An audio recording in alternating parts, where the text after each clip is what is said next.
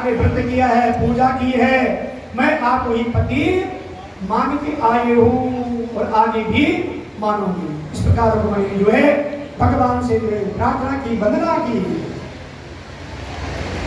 अनंत पुराण समयस्य बंधवा, मैंने व्रत नियम आदि का पालन किया तो आप ही मेरे पति है प्रभु। शिशुपाल आदि कोई मेरा स्पर्श भी नहीं कर सकता है। रुक्मिणी का भाई जो है शिशुपाल से जो है शादी करवाना चाहता था, विवाह कराना चाहता था, द्वेष भाव रखता भगवान से। अंत में क्या हुआ सजना, आप ही मेरे पति हो, शिशुपाल आदि कोई भी मेरा स्पर्श भी नहीं कर सकता है।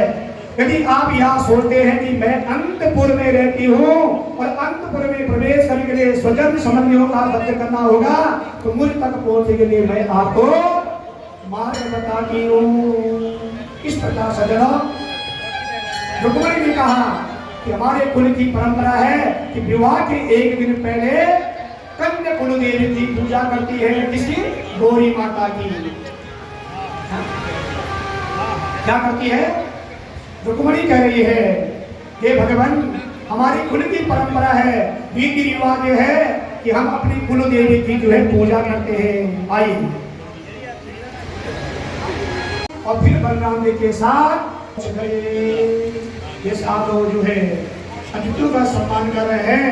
ठीक सजनों उसी प्रकार से जो है उन्होंने जो है सम्मान सत्कार किया है। श्री कृष्ण और बलराम का पूजन किया, हाथ जोड़कर उनकी स्तुति की, वंदना की। क्या किया?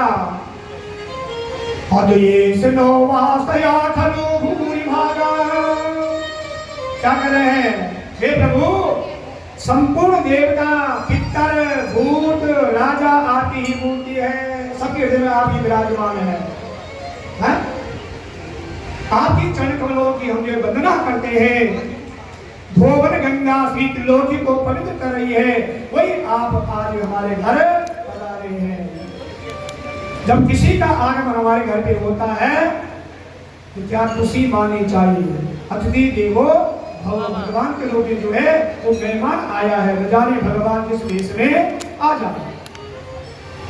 अस्ति प्राप्तिश्च कंसस्य महीप्यो भारत वृष, मृत्ये भृत्य दुःखतानां यतो समपितृवान्। नरेश गर्ग जी का बहुत बहुत स्वागत, धन्यवाद व्यासपीठ से। तो सज्जनों, गर्ग साहब में इस कार्य के इस यज्ञ के यजमान भी है, इनका बहुत बड़ा सहयोग है इस यज्ञ में और इस मंदिर में। यहाँ के सदस्य भी है, पदाधिकारी भी है। तो सज्जनों क्या हुआ? अस्ति प्राप्तिश्च कंसस्य महीप्यो भारत वृष, मृत्ये भृत्य दुःखे ते यतो समपितुर्वः। क्या कर रहे हैं? कंस की मृत्यु के पश्चात दुखी हो गए, जब कंस का वध हो गए भगवान के हाथों से, अपने पिता जरासंध के पास आई है और उसने बताया किस प्रकार कृष्ण ने हमारे पति को मार डाला। पिता का नाम क्या था? कंस के जरासंध। कृष्ण ने हमारे पिता को क्यों मारा?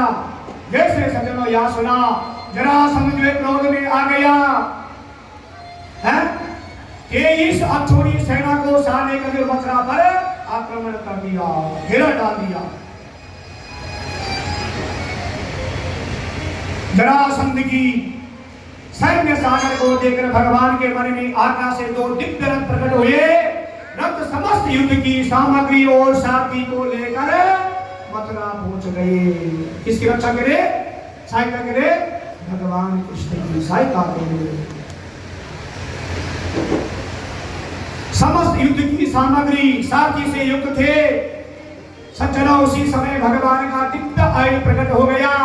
उन रथों में बैठे भगवान विष्णु और बलराम ने जरासंध की सेना का संहार कर दिया। और श्री कृष्ण ने कहा, भैया इसे छोड़ दो, यहाँ दुष्ट है, अपने अपमान का बदला लेने के लिए हम पर आक्रमण कर रहा है और करेगा। हम एक ही स्थान पर रहकर दुष्टों का श्रृंगार कर सकेंगे? इसने कहा बलराम जी ने कृष्ण को, हम मेरे साथ रहेंगे हमें क्या ताकत मिलेंगे। सज्जनों, भगवान विष्णु इस प्रकार कह रहे थे, बलराम जी जो है जरासंध को अपमानित कर छोड़ा, अपमान कर दिया। जरासंध ने 16 बार